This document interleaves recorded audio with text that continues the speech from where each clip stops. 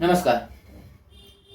किसी भी समाज के निर्माण या कहें कि सभ्य समाज के निर्माण में बहुत समय लगता है। ये एक बहुत ही लंबी प्रक्रिया है। इसमें कई नई परंपराएं जुड़ती हैं, कई पुरानी परंपराएं टूटती हैं, मान्यताएं बिखरती हैं, रूढ़िवादी सोच, पिछड़ी हुए तरीके, ये सब पीछे छूटते हैं और नई आधुनिकताएं जुड़ती जाती हैं। कई समाज की बुराइयां जैसे कि जाति प्रथा, छुआछूत, दहेज प्रथा, बाल विवाह, सती प्रथा, बहुत सारी ऐसी बुराइयां थीं जो पिछले कुछ समय में दूर हुई हैं सामाजिक जागरूकता से या कानूनी तरीके से। इसी में एक और समाज की एक महत्वपूर्ण बुराई है, खासकर हिंदू समाज में, हिंदुस्तानी समाज में कह सकते हैं आप, मृतक भोज। यानी किसी व्यक्ति के मरने के बाद समाज को दिए जाने वाले भोज, इस पे जो परिवार है जिसके यहाँ कोई गमी हुई है या कोई गुजरा है, एक आर्थिक बोझ भी बढ़ता है। हालांकि अब ये कुछ कम हुई है, परंतु अभी भी गांवों में या कुछ शहरों में काफ़ी प्रचलित है। इसी पर एक कहानी है, मृतक भोज, मुंशी प्रेमचंद की। तो चलिए शुरू करते हैं। सेठ रामनाथ ने रोगशैया पर पड़े पड़े निराशापूर्ण दृष्टि से अपनी पत्नी सुशीला की ओर देखकर कहा, मैं बड़ा अभागा हूं शीला। मेरे साथ तुम्हें सदैव ही दुख भोगना पड़ा। जब घर में कुछ न था तो रात दिन गृहस्थी के धंधों और बच्चों के लिए मरती थी। जब जरा कुछ संभला और तुम्हारे आराम करने के दिन आए तो यूं छोड़े चला जा रहा हूं। आज तक मुझे आशा थी, पर आज वो आशा टूट गई। देखो शीला, रो मत। संसार में सभी मरते हैं, कोई 2 साल आगे, कोई 2 साल पीछे। अब गृहस्थी का भार तुम्हारे ऊपर है। मैंने रुपए नहीं छोड़े, लेकिन जो कुछ है उससे तुम्हारा जीवन किसी तरह कट जाएगा।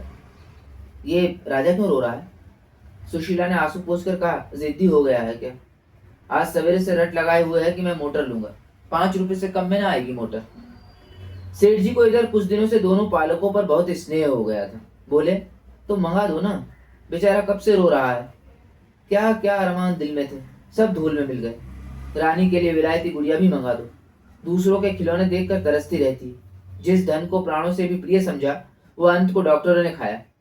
बच्चे मुझे क्या याद करेंगे कि बाप था। अभागे बाप ने तो धन को लड़के लड़की से प्रिय समझा, कभी पैसे की चीज भी लाकर नहीं दी। अंतिम समय जब संसार की असारता कठोर सत्य बनकर आंखों के सामने खड़ी हो जाती है, तो जो कुछ न किया उसका खेद और जो कुछ किया उस पर पश्चाताप मन को उदार और निष्कपट बना देता है। सुशीला ने राजा को बुलाया और उसे छाती से लगाकर रोने लगी। वो मातृ स्नेह जो पति की कृपणता से भीतर ही भीतर तड़प कर रह जाता था, इस समय जैसे खौल उठा। लेकिन मोटर के लिए रुपए कहाँ थे? सेठ जी ने पूछा। मोटर लोगे बेटा? अपनी अम्मा से रुपए लेकर भैया के साथ चले जाओ, खूब अच्छी मोटर लाना।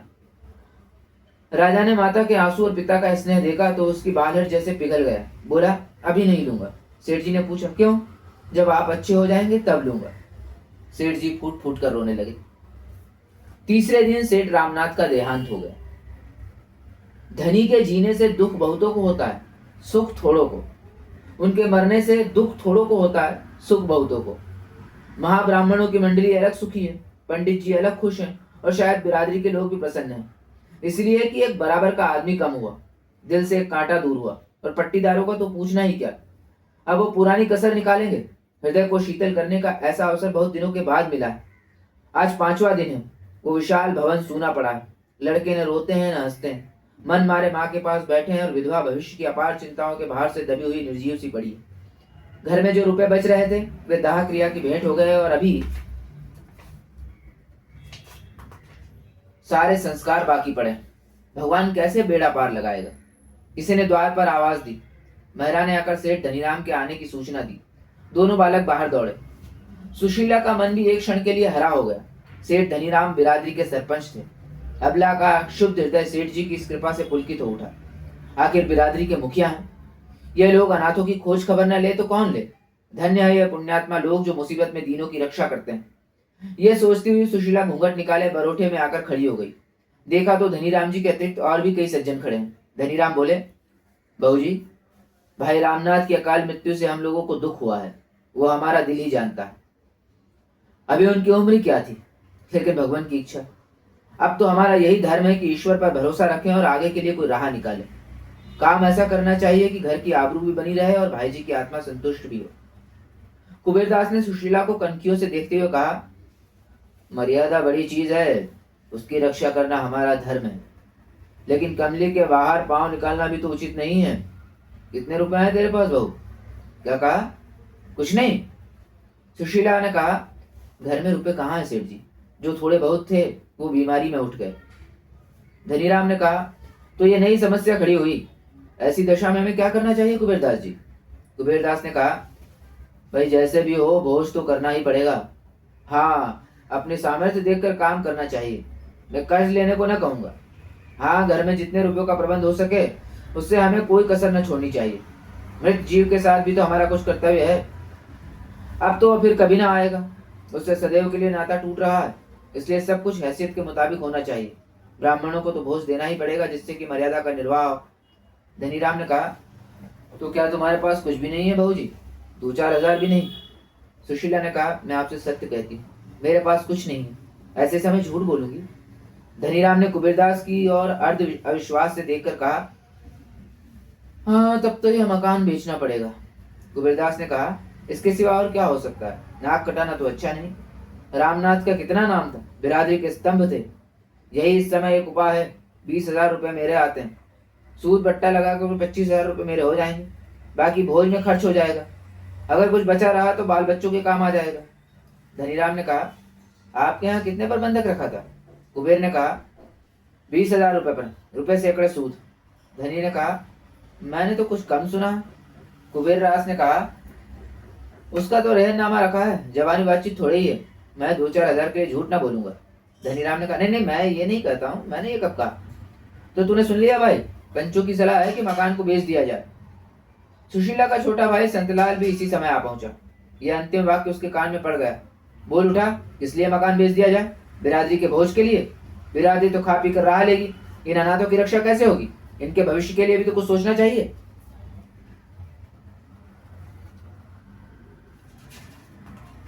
धनीराम ने कोप भरी आंखों से देखकर कहा, आपको इन मामलों में टांग अड़ाने का कोई अधिकार नहीं। केवल भविष्य की चिंता करने से काम नहीं चलता, मृतक का पीछा भी किसी की तरह सुधारना ही पड़ता है। आपका क्या बिगड़ेगा? हंसी तो हमारी होगी। संसार में मर्यादा से प्रिय कोई वस्तु नहीं। मर्यादा के लिए प्राण भी तक दे देते हैं लोग। जब मर्यादा ही न रही तो क्या रहा? अगर हमारी सलाह पूछोगे तो हम यही कहेंगे, आगे भाई का अख्तियार है, जैसा चाहे करे, पर हमसे कोई सरोकार न रहेगा। चलिए कुबेरदास जी, चलें। सुशीला ने भयभीत होकर कहा, भैया की बातों का विचार न कीजिए, इनकी तो ये आदत है। मैं तो आपकी बात नहीं टाली, आप मेरे बड़े हैं, घर का हाल आपको मालूम है। मैं अपने स्वामी की आत्मा को दुखी करना नहीं चाहती, लेकिन जब उनके बच्चे ठोकरे खाएंगे तो क्या उनकी आत्मा सुखी ना होगी? बेटी का ब्याह करना ही, लड़के को पढ़ाना लिखाना है ही, ब्राह्मणों को खिला दीजिए, लेकिन बिरादरी करने की मुझमें सामर्थ्य नहीं है। दोनों महानुभावों को जैसे थप्पड़ लगी। इतना बड़ा अधर्म, भला ऐसी बात भी जबान से निकाली जाती है? पंच लोग अपने मुंह में कालिख नहीं लगने देंगे। दुनिया विधवा को न हंसेगी, हंसी होगी पंचों की। ये जगह सही वे कैसे सह सकते हैं? ऐसे घर के द्वार पर झांकना भी पाप है। सुशीला रोकर बोली, मैं अनाथ हूँ, नादान हूँ, मुझ पर क्रोध न कीजिए। आप लोग ही मुझे छोड़ देते हैं तो मेरा कैसे निर्वाह होगा? इतने में 2 महाशय और आ भी राजे, एक बहुत मोटे और दूसरे बहुत दुबले। नाम भी गुणों के अनुसार ही थे, भीमचंद और दुर्बलदास। धनीराम ने संक्षेप में यह परिस्थिति उन्हें समझा दी। दुर्बलदास ने सहृदयता से कहा, तो भाई ऐसा क्यों नहीं करते कि हम लोग मिलकर कुछ रुपए दे दें? जब इनका लड़का सयाना हो जाएगा तो रुपए मिल ही जाएंगे। अगर न भी मिले तो एक मित्र के लिए कुछ बल खा जाना कोई बड़ी बात नहीं। संतलाल ने प्रसन्न होकर कहा, इतनी दया आप करेंगे तो क्या पूछना। कुबेरदास त्योरी चढ़ाकर बोले, तुम तो बेसिर पैर की बात करने लगे दुर्बलदास जी। इस वक्त के बाजार में किसके पास फालतू रुपए रखे हुए हैं? भीमचंद ने कहा, सो तो ठीक है, बाजार की ऐसी मंदी तो कभी देखी नहीं, पर निवाह तो करना चाहिए। कुबेरदास अकड़ गए। वो सुशीला के मकान पर दांत लगाए हुए थे। ऐसी बातों से उनके स्वार्थ में बाधा पड़ती थी। वो अपने रुपए अब वसूल करके छोड़ेंगे। भीमचंद ने उन्हें किसी तरह सचेत किया, लेकिन भोज तो देना ही पड़ेगा। उस कर्तव्य का पालन न करना समाज की नाक कटाना। सुशीला ने दुर्बलदास में सहजता का आभास देखा। उसकी ओर दीन नेत्रों से देखकर बोली, मैं आप लोगों से बाहर थोड़ी हूँ, आप लोग मालिक हैं, जैसा उचित समझे वैसा करें। दुर्बलदास ने कहा, तेरे पास कुछ थोड़े बहुत गहने तो होंगे भाई? हाँ गहने हैं, आधे तो बीमारी में बिक गए, आधे बचे। सुशीला ने सारे गहने लाकर पंचों के सामने रख दिए, पर यह तो मुश्किल से 3,000 में उठेंगे। दुर्बलदास ने पोटली को हाथ में तोल कर देखा, 3,000 के कैसे जाएंगे? मैं 3,500 दिला दूंगा। भीमचंद ने फिर पोटली को तोलकर कहा, मेरी बोली 4,000 की। कुबेरदास को मकान की बिक्री का प्रश्न छेड़ने का अवसर फिर मिला। 4,000 में क्या रहा? बिरादरी का भोज है या दोष मिटाना? बिरादरी में कम से कम 10,000 का खर्चा है, मकान तो निकालना ही पड़ेगा। संत लाल ने होठ चबाकर कहा, मैं कहता हूँ आप लोग क्या इतने निर्दयी हैं? आप लोगों को अनाथ बालकों पर भी दया नहीं आती? क्या उन्हें रास्ते का भिखारी बनाकर छोड़ेंगे? लेकिन संतलाल की फरियाद पर किसी ने ध्यान न दिया। मकान की बातचीत अब नहीं टाली जा सकती थी। बाजार मंदा है, 30,000 से बेसी नहीं मिल सकते। 25,000 तो कुबेरदास के हैं, 5,000 बचेंगे, 4,000 गहनों से आ जाएंगे। इस तरह 9,000 में बड़ी किफायत से ब्रह्मभोज और बिरादरी भोज दोनों निपटा दिए जाएंगे। सुशीला ने दोनों बालकों को सामने करके करबद्ध होकर कहा, पंचो मेरे बच्चों का मुख देखिए, मेरे घर में जो कुछ है वो आप सब ले लीजिए, लेकिन मकान छोड़कर दीजिए, मुझे कहीं ठिकाना न मिलेगा। मैं आपके पैरों पड़ती हूँ, मकान इस समय न बेचें। इस मूर्खता का क्या जवाब दिया जाए? पंच लोग तो खुद चाहते थे कि मकान न बेचना पड़े, उन्हें अनाथों से कोई दुश्मनी नहीं थी, किंतु बिरादरी का बोझ और किस तरह किया जाए? अगर विधवा कम से कम 5,000 रुपए का जुगाड़ और कर दे तो मकान बच सकता है, पर वो ऐसा नहीं कर सकती, तो मकान बेचने के सिवा और कोई उपाय नहीं है। कुबेर ने अंत में कहा, देख भाई, बाजार की दशा इस समय खराब है, रुपए किसी से उधार नहीं मिल सकते। बाल बच्चों के भाग में लिखा होगा तो भगवान और किसी हीले से देगा, हीले रोजी बहाने मौत। बाल बच्चों की चिंता मत कर, भगवान जिसको जन्म देते हैं उनकी जीविका की जुगत पहले ही कर देते हैं। हम तुझे समझाकर हार गए, अगर तू अब भी अपनी हट न छोड़ेगी तो हम बात भी न पूछें, फिर यहाँ तेरा रहना मुश्किल हो जाएगा, शहर वाले तेरे पीछे पड़ जाएंगे। विधवा सुशीला अब और क्या करती? पंचों से लड़कर वो कैसे रह सकती थी? पानी में रहकर मगर से कौन बैर कर सकता है? घर में जाने के लिए उठी पर वही मूर्छित होकर गिर पड़ी। अभी तक आशा संभाले हुए थी, बच्चों के पालन पोषण में अपना वैधव्य भूल सकती थी, पर अब तो अंधकार था चारों ओर। सेठ रामनाथ के मित्रों का उनके घर पर पूरा अधिकार था। मित्रों का अधिकार न हो तो किसका हो? स्त्री कौन होती है? जब वो इतनी मोटी सी बात नहीं समझती कि बिरादरी करना और धूमधाम से दिल खोलकर करना लाजमी बात है, तो उससे और कुछ कहना व्यर्थ है। गहने कौन खरीदे? भीमचंद 4,000 दाम लगा चुके थे, लेकिन अब उन्हें मालूम हुआ कि उससे भूल हुई थी। दुर्बलदास ने 3,000 लगाए थे, इसलिए सौदा इन्हीं के हाथ हुआ। इस बात पर दुर्बलदास और भीमचंद में तकरार भी हो गई, लेकिन भीमचंद को मुंह की खानी पड़ी। न्याय दुर्बल के पक्ष में था। धनीराम ने कटाक्ष किया, देखो दुर्बलदास, माल तो ले जाते हो, पर 3,000 से बेसी का है, मैं नीति की हत्या न होने दूंगा। कुबेरदास बोले, अजी तो घर में ही तो है, कहीं बाहर तो नहीं गया, एक दिन मित्रों की दावत हो जाएगी। इस पर चारों महानुभाव हंसे। इस काम से फुर्सत पाकर अब मकान का प्रश्न उठा। कुबेरदास 30,000 देने पर तैयार थे, पर कानूनी कार्रवाई किए बिना संदेह की गुंजाइश थी। यह गुंजाइश क्यों कर रखी जाए? एक दलाल बुलाया गया, नाटा सा आदमी, पोपला मुंह, कुछ 70 वर्ष की अवस्था, नाम था चोखेलाल। कुबेरदास ने कहा, चोखेलाल जी, हमारी 30 साल की दोस्ती है, आदमी क्या रत्न है। भीमचंद ने कहा, देखो चोखेलाल, हमें यह मकान बेचना है, इसके लिए कोई अच्छा ग्राहक लाओ, तुम्हारी दलाली पक्की। कुबेरदास ने कहा, बाजार का हाल अच्छा नहीं ले, लेकिन फिर भी हमें यह तो देखना ही पड़ेगा कि रामनाथ के बाल बच्चों का टोटा न हो। चोखेलाल के कान में 30 से आगे न जाना। भीमचंद ने कहा, देखिए कुबेरदास, ये बात अच्छी नहीं है। कुबेरदास, तो मैं क्या कर रहा हूँ? मैं तो यही कह रहा हूँ कि अच्छे दाम लगवाना। चोखेलाल ने कहा, आप लोगों को मुझसे यह कहने की जरूरत नहीं, मैं अपना धर्म समझता हूँ। रामनाथ जी मेरे भी मित्र थे, मुझे यह भी मालूम है कि इस मकान के बनवाने में 1 लाख से कम एक पाई भी न लगे, लेकिन बाजार का हाल क्या आप लोगों से छिपा है? इस समय इसके 25,000 से बेसी नहीं मिल सकते। सुबीते से तो कोई ग्राहक से 10-5,000 और मिल जाएंगे, लेकिन इस समय तो कोई ग्राहक भी मुश्किल से मिलेंगे। लो दही और लाओ दही की बात है। धनीराम ने कहा, 25,000 रुपये तो बहुत कम है भाई, और न सही 30,000 रुपये तो करा दो। चोखेलाल ने कहा, 30 का मैं तो 40 करा दूं, पर कोई ग्राहक तो मिले। आप लोग कहते हैं तो मैं 30,000 रुपये की बातचीत करूं। धनीराम ने कहा, जब 30,000 में ही देना है तो कुबेरदास जी क्यों न ले, इतना सस्ता माल दूसरों को क्यों दिया जाए। कुबेरदास ने कहा, आप सब लोगों की राय हो तो ऐसा ही कर लिया जाए। धनीराम ने हाँ हाँ कहकर हामी भरी। भीमचंद मन में ऐड कर रह गए। यह सौदा भी पक्का हो गया। आज ही वकील ने बैनामा लिखा, तुरंत रजिस्ट्री भी हो गई। सुशीला के सामने बैनामा लाया गया तो उसने ठंडी सांस ली और सजल नेत्रों से उस पर हस्ताक्षर कर दी। अब उसे इसके सिवाय और कोई शरण नहीं। बेवफा मित्र की भांति यह घर भी सुख के दिनों में साथ देखकर दुख के दिनों में उसका साथ छोड़ रहा है। पंच लोग सुशीला के आंगन में बैठे बिरादरी के रुक्के लिख रहे हैं और अनाथ विधवा ऊपर झरोके पर बैठी भाग्य को रो रही है। इधर रुक्का तैयार हुआ, उधर विधवा की आंखों से आंसू की बूंदें निकलकर रुक्के पर गिर पड़ी। धनीराम ने ऊपर देखकर कहा, पानी का चीटा कहाँ से आया? संतलाल ने कहा, भाई बैठी रो रही है। उसने रुक्के पर अपने रक्त के आंसुओं की मोहर लगा दी। धनीराम ने ऊंचे स्वर में कहा, अरे तो तू रो क्यों रही है भाई? ये रोने का समय नहीं है। तुझे तो प्रसन्न होना चाहिए कि पंच लोग तेरे घर में आज ये शुभ कार्य करने का जमा हुए हैं। जिस पति के साथ तूने इतने दिनों भोग विलास किया, उसी का पीछा सुधारने में तू दुख मानती है क्या? बिरादरी ने रुक्का फिरा। इधर 3-4 दिन पंचों ने भोज की तैयारियों में बिताए। घी धनीराम जी की आड़त से आया, मैदा चीनी की आड़त भी उन्हीं की थी। 5वें दिन प्रातः काल ब्रह्मभोज हुआ। संध्या समय बिरादरी का ज्योनार। सुशीला के द्वारे पर बग्गियों और मोटरों की कतारें खड़ी थी। भीतर मेहमानों की पंगतें थीं। आंगन, बैठक, दालान, बरोठा, ऊपर की छत, नीचे ऊपर मेहमानों से भरा हुआ था। लोग भोजन करते थे और पंचों को सराहते थे। खर्च तो सभी करते हैं, पर इंतजाम का सलीका चाहिए। ऐसे स्वादिष्ट पदार्थ बहुत कम खाने में आते हैं। सेठ चंपालाल के भोज के बाद ऐसा भोज रामनाथ जी का ही हुआ है। अरे अमृतियां कैसी कुरकुरी हैं, रसगुल्ले मेवों से भरे हैं। सारा श्रेय पंचों को। धनीराम ने नम्रता से कहा, आप भाइयों की दया है जो ऐसा कहते हो। रामनाथ से भाईचारे का व्यवहार था, हम न करते तो कौन करता। 4 दिन से सोना नसीब नहीं हुआ। आप धन्य हैं, मित्र हो तो ऐसे हो। क्या बात है, आपने रामनाथ जी का नाम रख लिया। बिरादरी यही खाना खिलाना देखती है, रोकड़ देखने नहीं जाती। मेहमान लोग बखान बखान कर माल उड़ा रहे थे और उधर कोठरी में बैठी हुई सुशीला सोच रही थी, संसार में ऐसे स्वार्थी लोग हैं। सारा संसार स्वार्थमय हो गया है। सब पेटों पर हाथ फेर फेर कर भोजन कर रहे हैं। कोई इतना भी नहीं पूछता कि अनाथों के लिए कुछ बचा भी है या नहीं। 1 महीना गुजर गए। सुशीला को एक एक पैसे की तंगी हो रही थी। नगद था ही नहीं, गहने निकल ही गए थे, अब थोड़े से बर्चन बच रहे थे। उधर छोटे छोटे बहुत से बिल चुकाने थे, कुछ रुपए डॉक्टरों के, कुछ दर्जी के, कुछ बनियों के। सुशीला को यह रकम घर का बचा कुचा सामान बेचकर चुकानी पड़ी और महीना पूरा होते होते उसके पास कुछ न बचा। बेचारा संतलाल एक दुकान पर मुनीम था। कभी कभी वो आकर 1 आध रुपया दे देता। इधर खर्च का हाथ फैला। लड़के अवस्था को समझते थे, माँ को छेड़ते न थे, पर मकान के सामने से कोई खोचे वाला निकल जाता और वे दूसरे लड़कों को फल या मिठाई खाते देखते तो उनके मुंह में पानी भर भर कर आंखों में भर आता था। ऐसी ललचाई हुई आंखों से ताकते थे कि दया आती। वही बच्चे जो थोड़े दिन पहले मेवे मिठाई की ओर ताकते न थे, अब एक एक पैसे की चीज को तरसते थे। वो सज्जन जिन्होंने बिरादरी का भोज करवाया था, अब घर के सामने से निकल जाते पर कोई झांकता न था। शाम हो गई थी।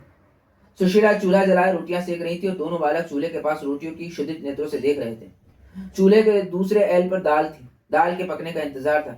लड़की 11 साल की थी, लड़का 8 साल का। मोहन अधीर होकर बोला, अम्मा मुझे रूखी रोटियां ही दे दो, बड़ी भूख लगी है। सुशीला ने कहा, अभी दाल कच्ची है भैया। रेवती ने कहा, मेरे पास एक पैसा है, मैं उसका दही ले आती हूँ। सुशीला ने कहा, तूने पैसा कहाँ पाया? रेवती ने कहा, मुझे कल अपनी गुड़ियों की पेटारी में मिल गया था। सुशीला ने कहा, लेकिन जल्दी आई हो। रेवती दौड़कर बाहर गई और थोड़ी देर में एक पत्ते पर जरा सा दही ले आई। माँ ने रोटी सेक सेक कर दे दी। दही से खाने लगा। आम लड़कों की भांति वो भी स्वार्थी था, बहन से पूछा भी नहीं। सुशीला ने कड़ी आंखों से देखकर कहा, बहन को भी दे दो, अकेला ही खा जाएगा क्या? मोहन लज्जित हो गए, उसकी आंखें डबडबाई।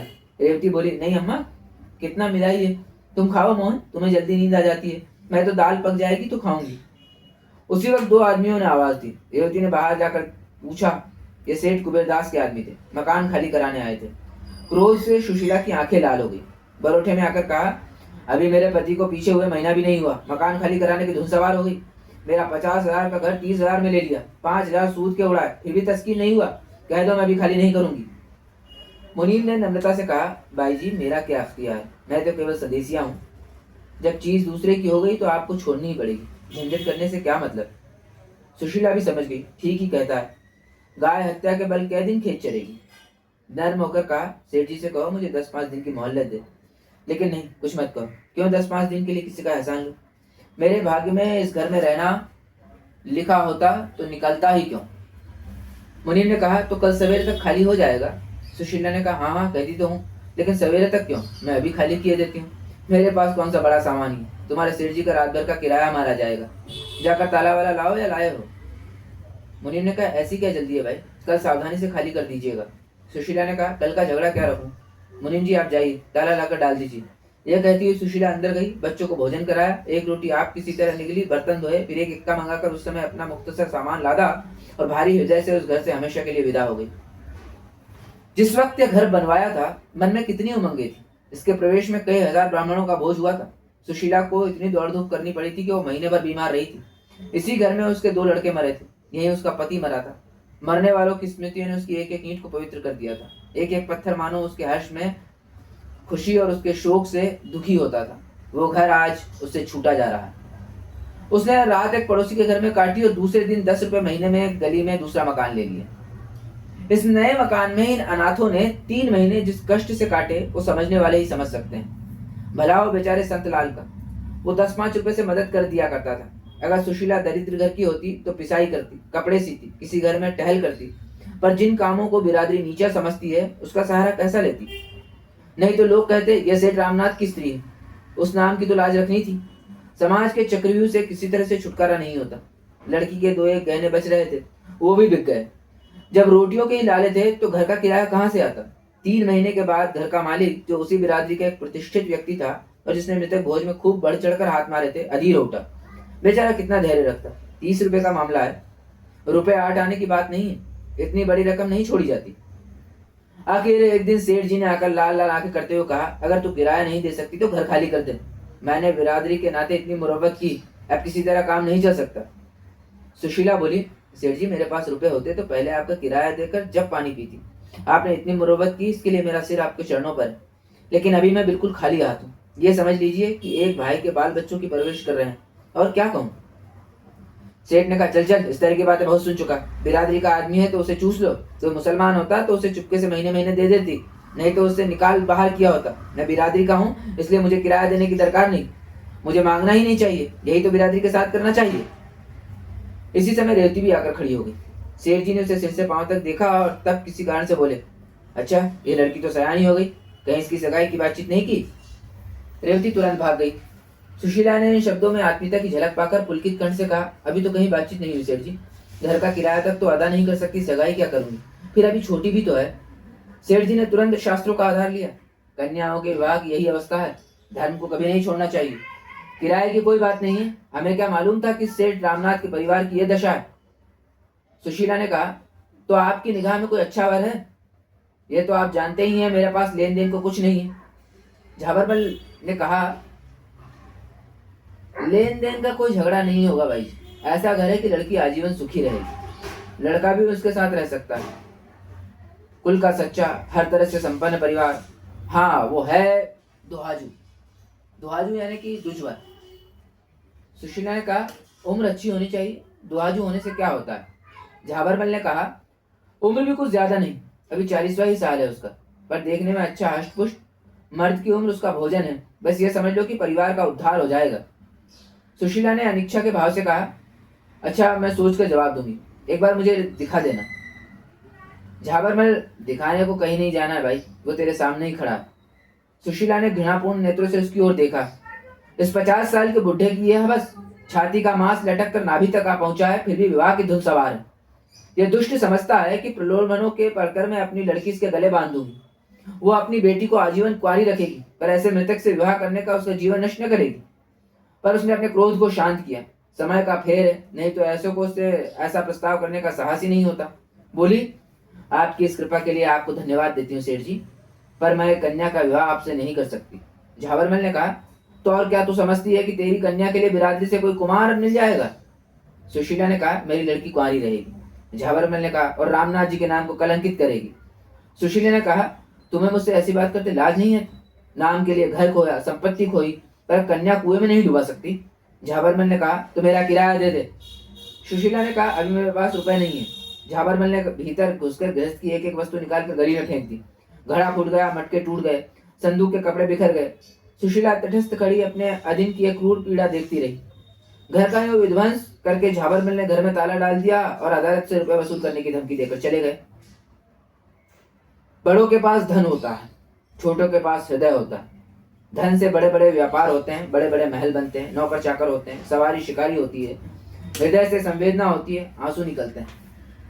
उसी मकान में मिली हुई एक साग भाजी बेचने वाली खटकीन की दुकान थी। वृद्धा विधवा निपोती स्त्री थी, बाहर से आग भीतर से पानी।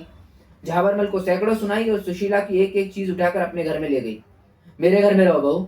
मुरव्वत में आ गई, नहीं तो उसकी मूछें उखाड़ देती। मौत सिर पर नाच रही है, आगे नाच न पीछे पगा, और धन के पीछे मारे जाता है, जाने छाती पर लाद कर ले जाएगा। तुम चलो मेरे घर में रहो, मेरे यहाँ किसी बात का खटका नहीं, बस मैं अकेली हूँ, एक टुकड़ा मुझे भी दे देना।